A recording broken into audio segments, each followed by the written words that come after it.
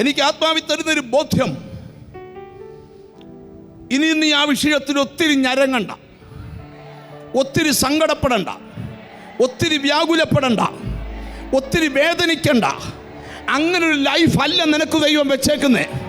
അല്ല അല്ല അല്ല അല്ല. നീ കേട്ട ദൂത് അങ്ങനല്ലോ. ആണോ?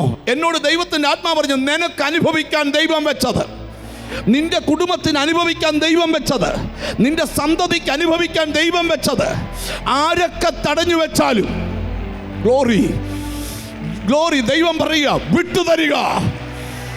പരിശുദ്ധാത്മാവ് പറയുക, വടക്കിനോട് തരിക, വിട്ടുതരിക. ഓർത്തിരിക്കാൻ നല്ല ദിവസമാ. ദൈവം പ്രവചിച്ചു പറയുക, ജീസസ്, ഇനി അത് തടഞ്ഞു വെക്കാൻ പറ്റത്തില്ല, എൻ്റെ ജനത്തിനത് വിട്ടുകൊടുക്കണം. ഹല്ലേലൂയ. അങ്ങനെയാന്ന് ഞാനൊരു വെളിപ്പാട് നിങ്ങളോട് പറയാം. ദാനിയേൽ എന്ന് പറഞ്ഞൊരു മനുഷ്യൻ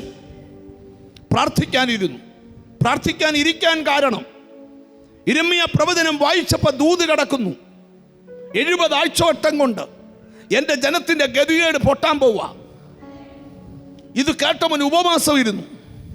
ഉപവാസം 21 ദിവസമാണ് ഉപവാസം. സ്തോത്രം. ദാനിയേൽ ഫാസ്റ്റിംഗ് വിവരിക്കാൻ നേരമില്ല. കഴിഞ്ഞ ദിവസം ഉപവാസം എന്താണെന്നും എത്ര ടൈപ്പ് ഉപവാസമുണ്ടെന്നും ഉപവസിച്ചാൽ നടക്കുന്ന വിടുതൽ എന്താണെന്നും ഈ സഭ വളരെ വിവരിച്ച് പഠിച്ച ആഴ്ചകളുണ്ടായിരുന്നു. അതുകൊണ്ട് ഞാനിപ്പോൾ അവിടോട്ട് പോകുന്നില്ല. പുറകിലുള്ള മെസ്സേജുകൾ കേട്ടാൽ അത് മനസ്സിലാകും. ശ്രദ്ധിക്കണം. എന്നാൽ ഇവിടെ ദാനിയേൽ ഉപവസിക്കാനിരുന്നു. വചനം എഴുതിയിരിക്കുക, 1-ാം ദിവസം ദൈവം പ്രാർത്ഥന കേട്ട് മറുപടി അയച്ചു. പക്ഷെ 21 ദിവസമായിട്ട് മറുപടി പ്രാർത്ഥിച്ചവൻ്റെ കയ്യിൽ കിട്ടിയിട്ടില്ല. പലരുടെ അകത്തൊരു കൺഫ്യൂഷൻ, എൻ്റെ പ്രയർ ദൈവം കേട്ടോ? ഉറപ്പ് തരുക, കേട്ടിട്ടുണ്ട്. എന്താ മറുപടി കിട്ടാത്തെ?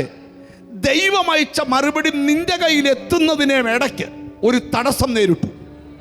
ദാനിയേൽ പ്രവചനത്തിൽ എഴുതിയിരിക്കുന്ന പാർസി രാജ്യത്തിൻ്റെ പ്രഭു ആ മറുപടിയെ 21 ദിവസം തടഞ്ഞു നിർത്തി.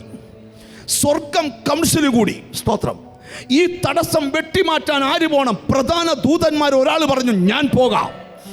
അവൻ ദൈവത്തിന് സ്വന്തം പാർസി രാജ്യത്തിൻ്റെ പ്രഭുവിനോട് പടവെട്ടി അടുത്ത ദൂത പ്രാർത്ഥിച്ചവൻ്റെ കയ്യിൽ മറുപടി എത്തിച്ചു കൊടുത്തു.